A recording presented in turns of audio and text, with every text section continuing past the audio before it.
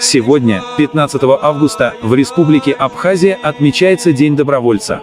Традиционно, в этот день жители городского округа Баксан посещают могилу легендарного полководца, заслуженного военного летчика СССР, героя Абхазии, генерал-лейтенанта Абхазской армии Султана Асламбековича Сосналиева, внесшего огромный вклад в дело победы народа Абхазии в освободительной войне. Собравшиеся почтили память генерала. С речью выступили сотрудники местной администрации городского округа Баксан и председатель Баксанского городского отделения Совета ветеранов. Друзья, по зову сердца отправились тоже наши земляки, которые показали пример мужества и стойкости.